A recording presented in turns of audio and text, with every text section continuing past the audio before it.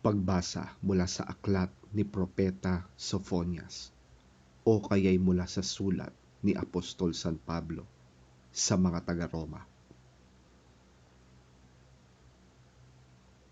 Umawit ka ng malakas, lunsod ng Sion. Sumigaw ka, Israel. Magalak ka ng buong puso, lunsod ng Jerusalem.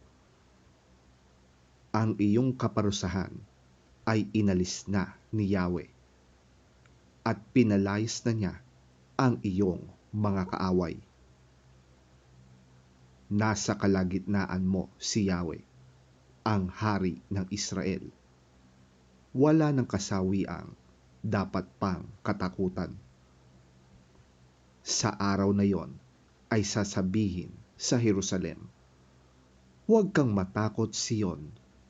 Huwag kang panghinaan ng loob. Nasa piling mo si Yahweh na iyong Diyos, at ang kanyang kapangyarihan ang magbibigay sa iyo ng tagumpay.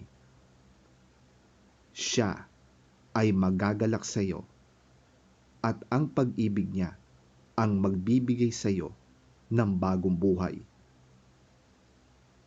Masaya siyang aawit sa laki ng kagalakan, gaya ng nagdiriwang sa isang kapistahan.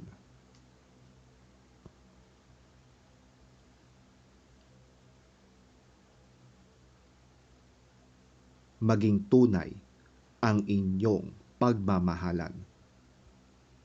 Kasuklaman ninyo ang masama at pakaibigin ang mabuti. Magmahalan kayo bilang tunay na magkakapatid at pahalagahan ninyo ang iba ng higit sa pagpapahalaga nila sa inyo. Magpakasipag kayo at huwag maging tamad. Buong puso kayong maglingkod sa Panginoon. Magalak kayo dahil sa inyong pag-asa. Magtiyaga kayo sa inyong kapighatian at palaging manalangin. Tumulong kayo sa pangangailangan ng mga kapatiran at patuloyin ninyo ang mga taga-ibang lugar. Idalangin ninyo ang mga umuusig sa inyo. Idalangin ninyo sila at huwag sumpain. Makigalak kayo sa mga nagagalak at makitangis sa mga tumatangis. Magkaisa kayo ng saloobin. Huwag kayong magmayabang. Sa halip ay makisama kayo kahit sa mga dukha.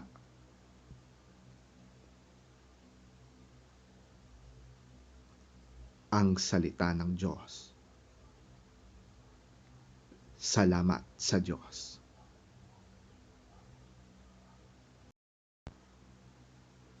Ang mabuting balita ng Panginoon ayon kay San Lucas. Papuri sa iyo, Panginoon. Makalipas ang ilang araw, gumayak si Maria at nagmamadaling pumunta sa isang bayang bulubundukin sa Judea, sa bahay ni Zacarias. Pagdating doon, ay binati niya si Elizabeth. Nang marinig ni Elizabeth ang pagbati ni Maria, biglang gumalaw ang sanggol sa kanyang sinapupunan at siya ay napuspos ng Espiritu Santo. Napasigaw siya sa galak. Pinagpala ka sa mga babae at pinagpala rin ang dinadala mo sa iyong sinapupunan.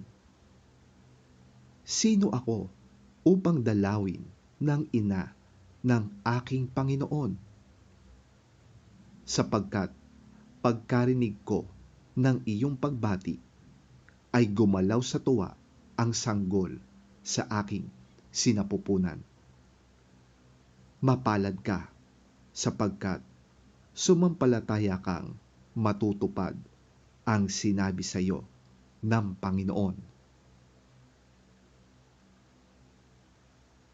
At sinabi ni Maria, ang puso ko'y nagpupuri sa Panginoon, at ang aking espiritu'y nagagalak sa Diyos na aking tagapagligtas, sapagkat nilingap niya akong kanyang abang alipin. Mula ngayon, ang lahat ng tao'y tatawagin akong mapalad. Dahil sa mga dakilang bagay na ginawa sa akin ng makapangyarihan, siya'y banal. Ang kanyang kahabagan ay para sa mga tao at sa lahat ng salinlahing may takot sa kanya. Ipinakita niya ang lakas ng kanyang mga bisig. Nilito niya ang mga may palalong isip. Tinanggal sa kanilang luklukan ang mga may kapangyarihan at itinaas ang mga nasa abang kalagayan. Pinasagana niya sa mabubuting bagay ang mga kapuspalad at pinaalis ng walang dalang anuman ang mga mayayaman. Tinulungan niya ang kanyang bayang Israel at naalala ito upang kanyang kahabagan. Tinupad niya ang kanyang pangako sa ating mga ninuno, kay Abraham at sa kanyang lahi magpakailanman. Tumira si Maria kina Elizabeth ng may 3 buwan bago siya umuwi.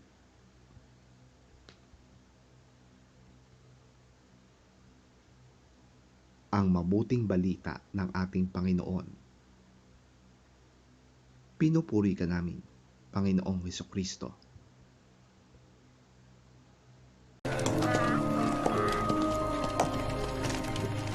At that time, Mary got ready and hurried to a town in the hill country of Judea, where she entered Zechariah's home and greeted Elizabeth.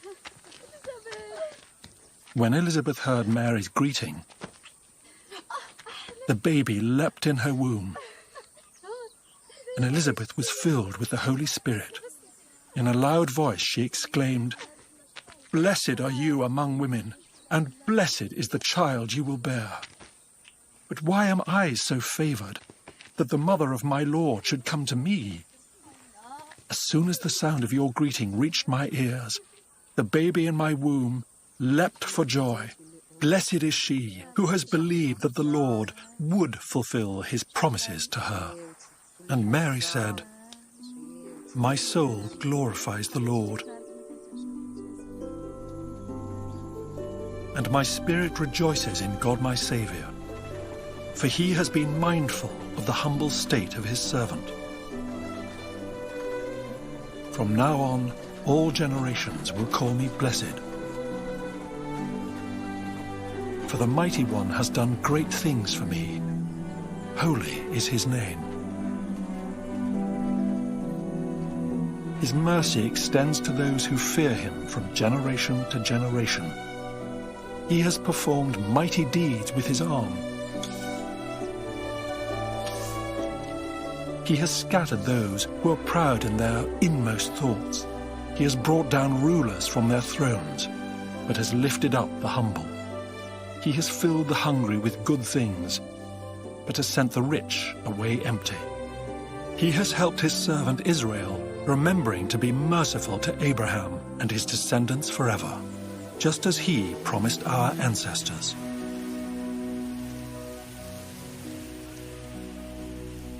Mary stayed with Elizabeth for about 3 months and then returned home.